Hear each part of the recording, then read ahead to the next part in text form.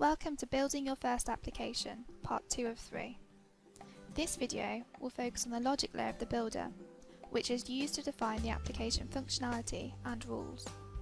We'll also look at the interface layer, which is used to define the composition of the application interface.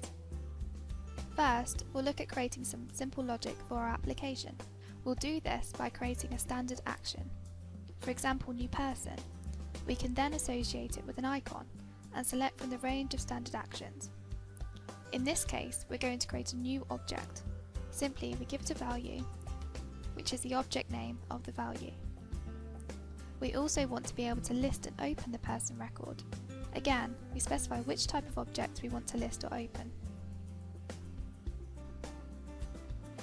And now we've created two standard actions. We'll now move on to looking at the interface layer in more detail. We can create a very simple menu. We enter a title, in this case main menu, followed by the heading people. Under each heading menu we can start to add actions. We can add the actions new person, followed by list open persons.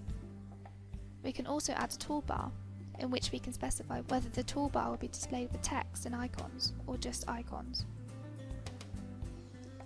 A series of access lists can be created, which can display the user's recent history. We have the option to select recent items, which will display a number of items that the user has recently looked at. We need to present our access list on an access bar. Here we can add a title for this and select which list we would like displayed. We've created a number of interface components. Now we want to create an interface for a main view.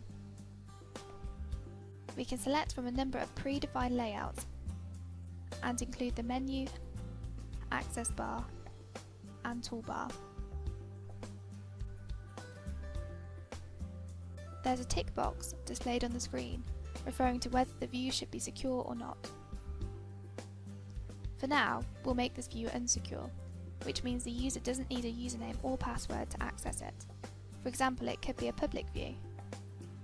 Having saved the view, the very first time we publish an application, we effectively publish it to the web server, and it will create the URLs we need to access the system.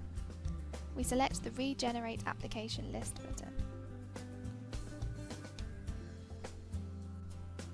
Once that's complete, we retrieve the URL for the main view by selecting the Views button on the interface layer of the builder.